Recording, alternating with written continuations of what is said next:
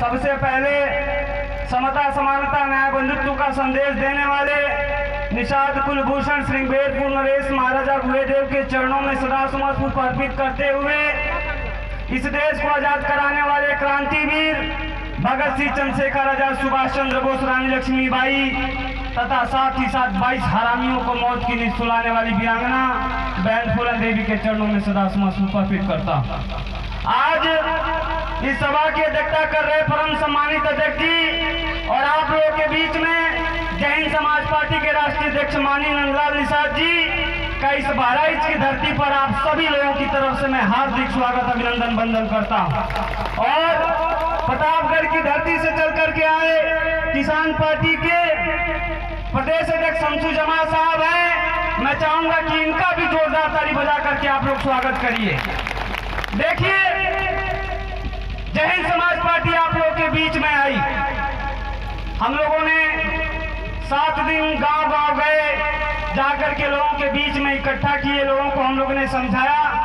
और है मेरे समाज के लोगों, आज के इस युग में कहा जाता है कि राजनीति के लिए पैसा चाहिए, लेकिन आप बिना पैसे के अपने दम पर आए हो और ये बताने के लिए आए हो कि 22 में आप अपनी आवाज को बुलंद करोगे और अपने बेटा को मुख्यमंत्री बनाओगे। इसके लिए मैं आप लोगों का तहे दिल से आभारी हूं। और हम लोग आप लोगों के बीच में आए, आप लोगों के बीच में हम लोग चल करके काम किए। सबसे पहले हम लोग के बीच में जय हिंद समाज पार्टी के राष्ट्रीय महासचिव रमेश भारद्वाज जी हैं। नेता खड़े हो जाइए। चलिए, आप लोग के बीच में 2-3 दिन के लिए हमको लखनऊ जाना पड़ा, लेकिन आप लोग के बीच में कंटिन्यू चल करके मेहनत किए। हमारे इस क्रांतिकारी भाई के नाम पर जोरदार ताली बजा करके स्वागत करिए आप लोग। देखिए, हम लोग आप लोग के बीच में क्यों आए? पता है, जब हम लोगों ने इस समाज का इतिहास पढ़ा तो बताया गया कि ये समाज राजा महाराजाओं का के खानदान से आता है। पहले हमारे समाज के लोग राजा हुआ करते थे, हमारे लोग सिस्टम को चलाते थे, लेकिन जब इस देश में लोकतंत्र आया तो हम लोग राजनीति रूप से पीछे हो गए। इस नाते इस देश में सबसे ज्यादा आबादी में रहने वाली कोई जाति है तो उस जाति का नाम है निषाद, और सबसे ज्यादा लतियाई जाने वाली कोई जाति है तो उसका भी नाम है निषाद। मैं इसलिए इस बात को कहता हूं कि हम लोगों ने इस देश को आजाद कराया, हम लोगों ने 90% बीजेपी को वोट दिया, लेकिन आप लोग जानते हैं इसी देश में गोरखपुर में दबंग लोगों ने, बड़े जाति के लोगों ने, हमारे समाज का एक क्रांतिकारी लड़का था जो समाज में घूम करके राजनीति करता था, लोगों ने उसको गोली मार दिया। और गोली मारने के बाद उन लोगों ने कहा कि इसकी अर्थी को कोई कांदा नहीं देगा, जो देगा उसको मरवा दिया जाएगा। और इसी हिंदुस्तान में वो लड़के का कोई कांदा देने वाला नहीं हुआ। ये सामंतवादी कहते हैं कि निषाद लोग, तुम लोग हिंदू हो, लेकिन आप लोग जान लो कि इसी हिंदुस्तान में हमारे उस बच्चे को महिलाओं ने ले जाकर के उसका दाह संस्कार करने का काम किया। मैं ये पूछना चाहता हूँ, सबसे ज्यादा वोट निषादों ने बीजेपी को दिया, तो ये बीजेपी के नेता कहाँ गए थे? न्योता पे आप हमको बताओ। आप लोग समझो कि सिर्फ वोट देना है तो आप हिंदू हो, जब आपका वोट का काम खत्म हो जाएगा तो ये सारे लोग हमको लतियाने का काम करते हैं। तो मेरे समाज के लोगों, गाजीपुर की धरती से अरविंद निषाद ये बताने आया हूँ कि आप भी अपनी ताकत को इकट्ठा करो, अपने वोट को इकट्ठा करो और इस बात कसम खाओ कि 22 में इन हरामियों को इकट्ठा होकर के इतना लतियाया जाएगा कि जब तक एक निषाद का बेटा मुख्यमंत्री नहीं बनेगा तब तक चैन से बैठने वाले हम लोग नहीं। बताओ, आप लड़ाई लड़ने के लिए तैयार है कि नहीं तैयार है? हाथ उठा करके बताइए। दूसरा, ये लोग कहते हैं कि निषाद जी चुनाव लड़ने के लिए और जीतने के लिए पैसा चाहिए, रैली करने के लिए पैसा चाहिए। मैं आप लोगों से बताना चाहता हूं कि ये लोग कहते हैं बीजेपी वाले कि निषाद में कुछ नेता पैदा होते हैं, जब चुनाव आता है तो उनको हम पैसा दे करके खरीद लेते हैं। ऐ मेरे समाज के लोगों, इन बीजेपी के नेताओं को यहाँ से बताने आया हूँ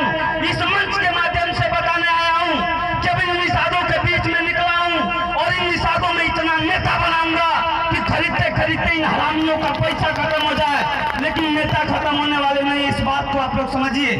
दूसरा, जब हम लोग मंच पे बोलते हैं तो ये नेता कहते हैं कि ज्यादा मत बोलो, जेल में डलवा देंगे। ऐ मेरे समाज के लोगों, इन नेताओं को कहता हूं कि मेरा तो छोड़ दो, कोई फायदा नहीं है कि अरविंद निषाद को जेल में डाल दे। और अरविंद निषाद ये संकल्प लेकर के लिखना है कि इस निषाद समाज के मान सम्मान के लिए इस हिंदुस्तान की किसी भी जेल में जाना पड़े, 24 आवर्स तैयार होकर के आया हूं, ये बताना चाहता हूं आपको। ऐ मेरे समाज के लोगों, मैं तो अपने छोड़ दीजिए, मैं आपकी बात करता हूं कि इस निषाद समाज के बेटा को कोई भी पुलिस वाला बिना उसको जेल में डालता है बिना वजह, तो एक सिस्टम बनाने निकला हूं, गांव-गांव जा करके 18 पदाधिकारी बनाता हूं और 36,000 निषादों को पदाधिकारी बनाऊंगा। और मेरे समाज के लोगों, इस पूरे महफिल में कह के जाता हूं कि जिस दिन मैं आज 36,000 निषादों को पदाधिकारी बना लूंगा, ये डीएम एसडीएम को लाके अपने चरणों में न झुकाया तो असल निषाद वंश का औलाद नहीं, ये बताना चाहता हूं। आप हमको बताओ, इस देश में लोकतंत्र है, किसी के बाप का राज नहीं है, आप नहीं समझते हो। आप सोचो, जिस दिन 36,000 नेता पैदा कर लेंगे इस बहराइच की धरती पर, अगर यहाँ पर इकट्ठा होकर के रोड पे बैठ जाए तो बहराइच के डीएम को कुत्ते की तरह दौड़ करके आना पड़ेगा और कहना पड़ेगा कि निषाद जी बताओ आपकी क्या समस्या है कि नहीं है? तो बताइए, आप लोग इस सिस्टम के साथ चलने के लिए तैयार हैं कि नहीं तैयार है? दूसरा, ये नेता कहते हैं कि इनको पैसा दे के हम खरीद लेंगे। हम कहते हैं कि मोदी जी सुनो, तुम कितने में बिकोगे बताओ? इस पूरे देश में 36 करोड़ निषाद रहते हैं, अपना वो रेट बता देना, आपके बीच में आऊंगा, 10 रुपया मांगूंगा तो 3 अरब 60 करोड़ रुपया एक दिन में इकट्ठा करूंगा और तुमको खरीद के निषाद के बेटा को मुख्यमंत्री बनाऊंगा। इसलिए आपके बीच में आए। हमारे समाज के लोग इस चीज को नहीं समझते हैं। जब हम राजनीति की बात करते हैं तो लोग कहते हैं कि राजनीति से क्या मिलता है। आप लोग जानते नहीं है, राजनीति से आपके घर में नमक 5 रुपए का बिकेगा कि 50 रुपए का बिकेगा, ये नेता तय करता है। आप लोग नहीं समझते हैं, इस देश में खजाना है। एक गरीब से गरीब आदमी जो सलाई खरीदता है, माचिस खरीदता है, उस माचिस की कीमत 30 पैसा होती है, लेकिन सरकार 1 रुपये में बेचती है, यानी 70 पैसा टैक्स लगाती है। और आप लोग नहीं जानते हैं, ये पैसा एक उत्तर प्रदेश के खजाने में इकट्ठा होता है। एक दिन में हजारों करोड़ रुपए इकट्ठा होता है और उस खजाने का मालिक कौन बनता है? जिसको आप वोट देकर के जिता करके भेजते हो। और इस देश का दुर्भाग्य है कि जो उस खजाने का मालिक बन जाता है, उस सारा का सारा पैसा ले जाकर के अपनी बिरादरी में बांट देता है। अब मेरे समाज के लोगों, इसीलिए हम लोग कहने आए हैं कि इस देश में 22% निषाद रहते हैं। अब हर चीज में हमको भी 22% हिस्सा मिलना चाहिए। सही है कि नहीं सही? बताइए, कुछ गलत कह रहा हूं? सही है ना? दूसरी एक चीज कि उस खजाने की मैं बात कर रहा था, आप लोग अपनी ताकत को नहीं समझते। इस उत्तर प्रदेश का हम लोगों ने सर्वे किया, एक सीट का सर्वे में रखा हूं। इस बहराइच में 4 सीटें हैं जिसपे निषाद समाज के लोग अगर मन बना के वोट दे दे तो आपके बेटा को विधायक बनने से कोई माइकल वाले यहाँ रोकने वाला नहीं है। आप सोचो, इस बहराइच की खाली में बात कर रहा हूँ, पूरे उत्तर प्रदेश की आप बात करोगे तो पूरे उत्तर प्रदेश में 160 सीटें हैं जिसपे निषाद मन बना के वोट कर दे तो दूसरी बिरादरी का वोट हमको नहीं चाहिए। आप सोचो, जिस दिन 160 सीट आप जिता लोगे उस दिन आपके बेटा को मुख्यमंत्री बनने से कोई माइकल रोकने वाला नहीं है। और इसीलिए नंदलाल निषाद, अरविंद निषाद और रमेश राजभर और तमाम साथी हम लोग गांव-गांव जाकर के कहते हैं कि मेरे समाज के लोगों, हमारी गरीबी का कारण यह है कि जिस चीज से पैसा आता है, जिस चीज से विकास होता है, उस चीज से हमको कोई मतलब नहीं है। तो आप भी अब संकल्प लो कि हम अपने बच्चों को नेता बनाएंगे। हम भी अपनी रैली, अपनी सभा, अपनी पंचायत में जाएंगे और अपने बेटा को जिताएंगे, चाहे वो छोटा चुनाव हो चाहे बड़ा चुनाव हो। जिस दिन आप जिताने लगोगे उस दिन आपका हक अधिकार लेने से कोई रोकने वाला नहीं। दूसरा, हम लोग कहीं जाते हैं तो महिलाएं कहती हैं कि राजनीति क्यों करे भाई, क्या फायदा है। मैं आपको बताना चाहता हूं, आप लोग नहीं जानते हैं, एक विधायक को सरकार की तरफ से 7 करोड़ रुपया मिलता है विधायक निधि। सरकार उसको 7 करोड़ रुपया देती है, वो पैसे को ले जाके गड्ढे में डाल दे, सरकार उससे नहीं पूछेगी। आप हमको बताओ, वो 7 करोड़ रुपया अगर आपका बेटा जीत करके जाता तो आपके घर में आता कि नहीं आता? आपका विकास होता कि नहीं होता? आजादी से लेके आज तक आप वोट देते आए हो, आपको ये लोग एक तो साड़ी दे देते हैं और एक तो 60 रुपए का दारू दे देते हैं, उसमें ले जाकर के आप अपना वोट उनको दे देते हो। और आप लोग के ऊपर जितना पैसा आता है कि नेता लूट के खा जाते हैं और फिर 10 गो गाड़ी लेके आते हैं, तो आप लोग कहते हैं नेताजी बड़ा बढ़िया आदमी है। तो है मेरे समाज के लोगों, जय हिंद समाज पार्टी आपके बीच में आई है कि आप लोग इस चीज को समझो, और नहीं समझोगे साहब कुछ होने वाला नहीं है। दूसरा कि हम लोग आप लोग के बीच में आए हैं, ये बड़े जाति के लोगों की सरकार बनी तो इन लोगों ने क्या किया कि हमारी बिरादरी को गरीब बनाया और अपनी बिरादरी के लोगों को अमीर बनाया। ये जानते थे कि अब इस देश में लोकतंत्र आ गया है, अगर इनको गरीब नहीं बनाया जाएगा तो ये गुलामी करने वाले नहीं। भाई आपके पास पैसा हो जाएगा तो आप किसी की गुलामी करोगे?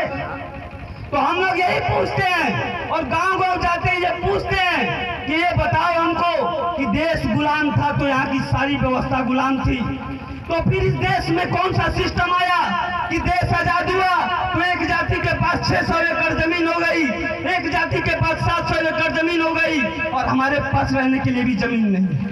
अब हमको बताओ, जब देश गुलाम था तो यहाँ की जमीनें भी गुलाम थी, यहाँ की सारी व्यवस्थाएं गुलाम थी।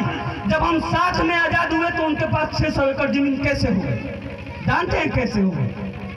क्योंकि देश के पहले मालिक ये लोग बने और इन लोगों ने ले जाके सारा व्यवस्था अपनी बिरादरी में बांटा है। ऐ मेरे समाज के लोगों, जय हिंद समाज पार्टी इस देश के गरीबों को बताने आई है कि इस देश के गरीबों अपनी ताकत को इकट्ठा करो और जय हिंद समाज पार्टी की सरकार बनाओ। जिस दिन सरकार बनेगी इस देश की जमीनों को बराबर बराबर हिस्सों में बांटने से कोई माइकल हमको रोकने वाला नहीं है। आप सोचो, जिस दिन इस देश में जमीनों को बराबर हिस्सों में बांट दिया जाएगा कोई गरीब रहेगा? लेकिन ये सामंतवादी ऐसा काम नहीं करते हैं।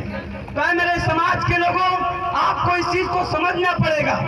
दूसरी एक कहानी के बाद से अपनी बात को मैं कहना चाहता हूं कि एक बार एक कुत्ता भेड़ों के बीच में गया, बहुत सारी भेड़ें इकट्ठा थी, तो कुत्तों ने कहा कि भेड़ों सुनो, हमको अपना राजा बना दो। तो भेड़ बहुत सारी थी, कुत्ता एगो था। तो लोगों ने कहा कि भाई आपको हम राजा क्यों बनाए, हमको क्या फायदा है? तो कुत्ते ने कहा कि अगर तुम हमको राजा बना दोगे तो ठंडी का टाइम आएगा तो तुमको एक कंबल देंगे। भेड़ों ने कहा कि यार बड़ा बढ़िया आदमी है, बहुत सारे लोग आते हैं कुछ नहीं देते हैं, लेकिन ये कुत्ता कहता है कि राजा बना दो, राजा बन जाएगा तो ठंडी का टाइम आएगा तो एक कंबल देगा। सारे लोगों ने मिलकर उसको राजा बना दिया। जब राजा बन गया, जा करके अपना काम करने लगा। जब ठंडी का टाइम आया तो फिर भेड़ों ने मीटिंग बुलाई और मीटिंग बुला करके भेड़ों ने कहा कि यार तूने कहा था कि अब ठंडी का टाइम आएगा तो तू कंबल लेगा, अब ठंडी का टाइम आया, अपना वादा पूरा करो। तो उसने कहा कि बिल्कुल, मुझे मेरी बात याद है। उसने अपने सिपाहियों से आदेश दिया कि यहाँ जितनी भेड़ें हैं सारी भेड़ों का बाल छील डालो और इन्हीं का कंबल बना के इनको बांट दो। ऐ मेरे समाज के लोगों, ये सामंतवादी नेता हमारे साथ यही करते हैं। हम लोग निषाद समाज से आते हैं, हमारे समाज के नाम पर मछुआ आवास आता है। आप लोग नहीं जानते हैं, जानते होंगे। एक आवास के ऊपर 3,05,000 रुपया आता है। लेकिन आप लोगों ने मोदी जी को वोट दिया तो मोदी जी खुश हो गए और कहे कि अब 3,05,000 इनको नहीं मिलना चाहिए, उसको भी कम करके 1,20,000 कर दिया। पहले नदियों का ठेका पट्टा निषादों के नाम पे होता था, लेकिन मोदी जी सत्ता में आए तो कहे कि निषाद बड़े पैसे वाले हो गए हैं। अभी ठेका पट्टा इनके नाम पे नहीं रहना चाहिए, उसको भी सार्वजनिक कर दिया। ऐ मेरे समाज के लोगों, आप जरा सोचो, आज़ादी से लेके आज तक हर जिले में 2 करोड़ 40 लाख रुपया आता है। अगर ईमानदारी से वो पैसा आपको मिल गया होता तो कोई भी निषाद गरीब नहीं होता। लेकिन ये हमारा पैसा खाने का काम करते हैं। तो आप लोग इस चीज को समझिए और अपनी लड़ाई को लड़िए। बहुत समय हो गया है, तो मैं ज्यादा कुछ ना बोलते हुए जय हिंद समाज पार्टी के राष्ट्रीय अध्यक्ष जी को मैं अपना पूरा का पूरा समय देता हूं। ज्यादा कुछ न कहते हुए एक शायरी के साथ अपनी वाणी को विराम दूंगा। लिख रहा हूं अंजाम जिसका आगाज कराएगा, मेरे लहू का हर एक कतरा इनकलाब लाएगा। मैं रहूं या ना रहूं पर यह वादा है तुमसे, कल इस निषाद वंश पे मरने वालों का सैलाब आएगा, सैलाब आएगा। जय हिंद, जय निषाद, जय हिंद, जय समाज।